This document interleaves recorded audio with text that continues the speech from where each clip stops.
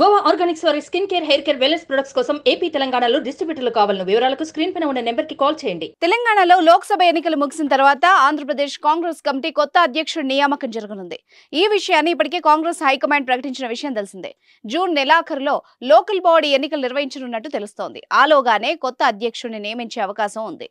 కనుక ముఖ్యమంత్రి రేవంత్ రెడ్డి త్వరలోనే పీసీసీ అధ్యక్ష పదవికి రాజీనామా చేయబోతున్నారు. దీంతో ఆశావహులు చాలా మంది దీనికోసం ప్రయత్నాలు చేస్తున్నారు. రెడ్డి సామాజిక వర్గానికి చెందిన రేవంత్ ముఖ్యమంత్రిగా కొనసాగుతుండటంతో ఇతర సామాజిక వర్గాలకు పీసీసీ పదవి దక్కే అవకాశం కనబడుతోంది.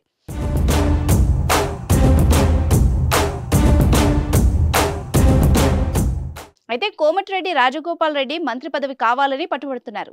ఆయన సోదరుడు వెంకటరెడ్డి మంత్రిగా ఉండడంతో మంత్రి పదవి దక్కడమే కష్టం అవుతోంది. అయినా పీసీసీ అయినా ఇవ్వాలని పట్టుబట్టే అవకాశం ఉంది.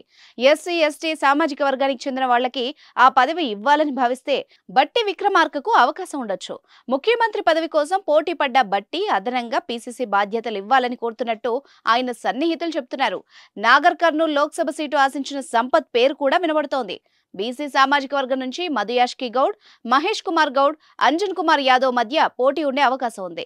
మహేష్, అంజన్ కు రేవంత్ మద్దతు ఉంటుంది. రేవంత్ ఎవరి పేరు ప్రతిపాదిస్తే వాళ్లకే పీసీసీ పీఠం దక్కే అవకాశం కనబడుతోంది. మైనారిటీల నుంచి ఇవ్వాలనుకుంటే షబ్బీర్ అలీ పేరు మొదటి వరుసలో ఉంటుంది. ఎస్టీ వర్గానికి సంబంధించి ఇవ్వాలనుకుంటే మంత్రి సీతక్కకు అవకాశం ఉంది. చూద్దాం మరి పీసీసీ అధ్యక్ష పదవి ఎవరిని వరిస్తుందో.